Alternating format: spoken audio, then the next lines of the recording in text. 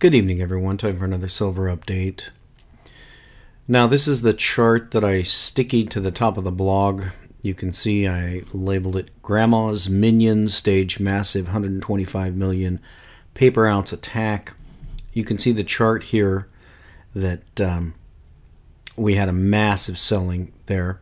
It's so massive, in fact, we know it was selling was so intense that you can see it gapped. So fortunately, we still have that on the chart here because it's still on the 1 minute. It hasn't scrolled off. Now we know that the Honorable Janet Yellen was speaking at the time.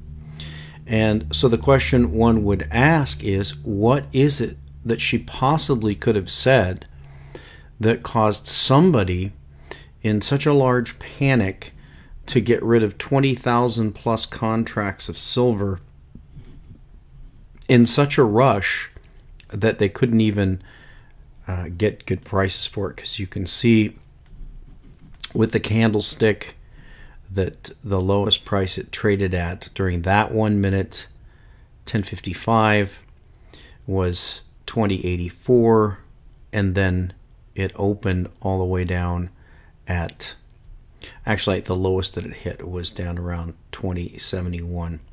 So we took a big dump on that 20+ thousand contract selling. And why would that be? Now, if we go back to the comments on the blog, I want to read you one that was posted, and I answered it. But this is Invictus, and he says, as usual, Brother John F. lathers up his propaganda about the bad guy bankers that crash silver when it goes down. Where were the bad guy bankers when silver moved up 15% off the low, John? Now that silver has started to correct back down again after losing some of its fear premium, it's back to the nefarious men in black trying to stop all the silver bugs from keeping their fantasies alive. Give it a rest, dude. People are sick of hearing the constant drivel about manipulation. Where were your cries of manipulation when you were touting 1 billion ounces of silver ordered in 1 day and the bottom is in? When it goes up, it's honest, and when it goes down, it's the bankers, right? Specious drivel, homeboy. Well, let me first say that actually I agree with that. That's not a crazy statement. When it goes up, it is honest, and when it goes down, it's the bankers. And the reason why that is because the people who are buying it when it goes up are people who actually have money. But the people who are selling it when it goes down don't have any silver. So yes, that is correct. We know that that's true. That's not going to come out until the wash. Now my reply was, so you think it's a coincidence that whenever the Fed speaks, this happens? Seriously? What about Andy Hoffman's observations? And Andy put in his latest, sure, they still have a few tricks up their sleeves, like last night's 54th Sunday night sentiment in the past 55 weeks. Sentiment attack. And the 259th 2:15 a.m. raid of the past 292 trading days. Now, think about that. And you can go to Andy's site where it's documented. There's no question that this is manipulation. But we want to look at the chart and we want to look at the speech. So the question is, what was going on when this happened? Let's get over to the speech. I want you to notice before we listen to it and start switching back and forth that the major sell-off occurred at this 10:55 a.m. Eastern Time mark. The beginning of the selling started at 10:54.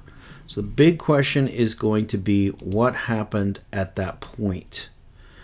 Now, in the video, hopefully will stay paused here where I had it. You can see here we are at 10:50 a.m. Now the chair was handed over to Chucky Schumer, who everyone knows and loves. and he gets to ask a question, and then the Honorable Janet Yellen gets to answer, and we'll make note of what was said. So let's start it out here. Senator Schumer. Thank you, Mr. Chairman, and thank you, Madam Chair. You've done a very good job. You make Brooklyn proud, and I'm so glad to have these hearings. I've been sitting at Humphrey Hawkins hearings since 1981 in the House and Senate, and they're very elucidating. So, my first question deals with probably your most difficult issue as Fed Chair and as a member of the Fed, the age-old balancing test between fighting inflation and going to full employment. It's a hard tightrope to walk, particularly as conditions change, and we're now in a period of change. Obviously, unemployment has declined, thankfully, and obviously the economy is beginning to pick up. And as a result, there's a lot of pressure coming from many for you to not only to accelerate the end of QE2, of quantitative easing, and to raise rates. I would urge caution very strongly. To me, the greatest problem this country still faces is lack of good-paying jobs, decline of middle-class incomes. That's with us very, very strongly. And worldwide labor markets still keep a lid on inflation. Your stated target of 2%, 10 years ago, if people heard the stated target was 2%, your predecessors, their jaws would drop. But we're not even at that. So I would just ask you to be very cautious before you taper the QE3 program too quickly and entertain the prospect of raising rates. Could you comment? Okay, so what's the question? Clearly the question is, and you can see it's 10:52 a.m., the question is, where are you in this process of tapering, and where are you in the process of raising interest rates? And please don't be too quick about tapering or raising interest rates.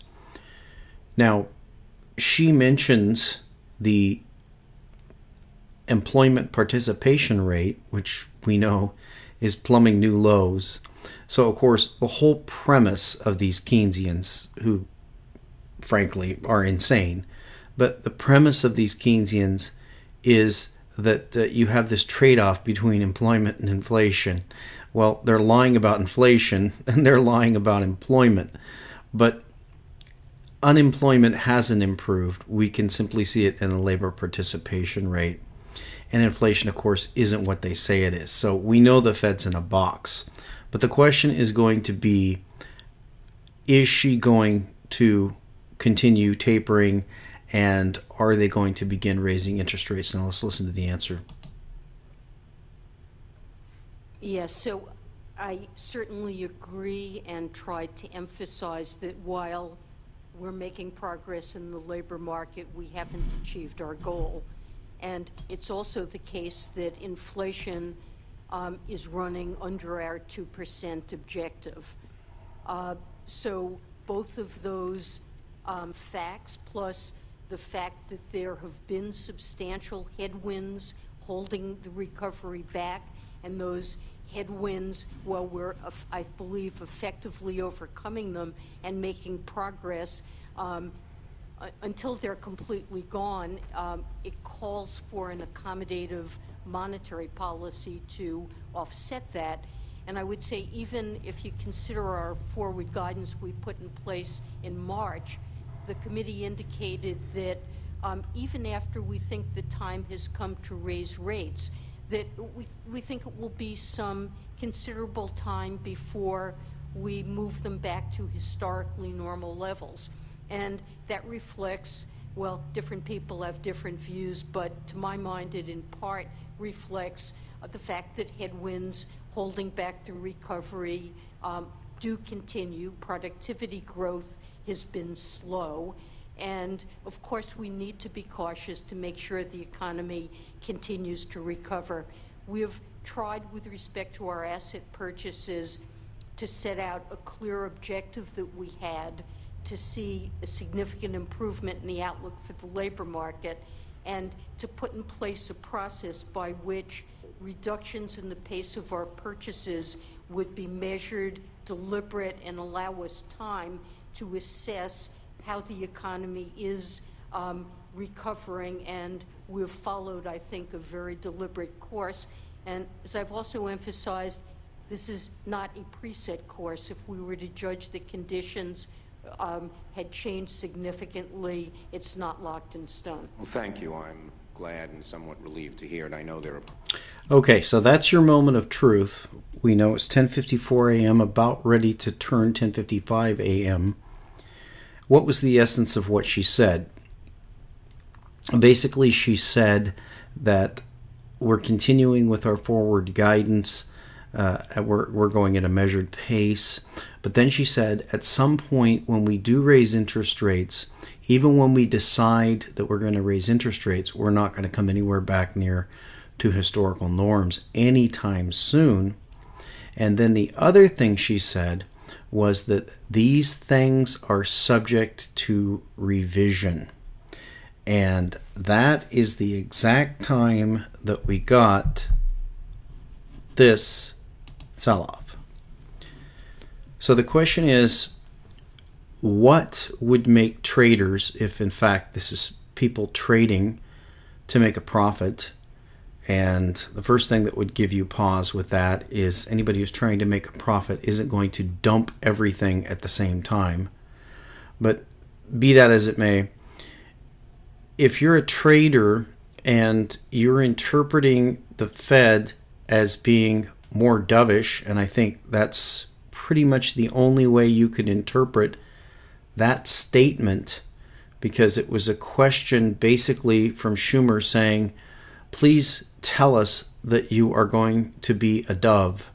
And her answer was, yes, I'm going to be, and if necessary, I will be much more so.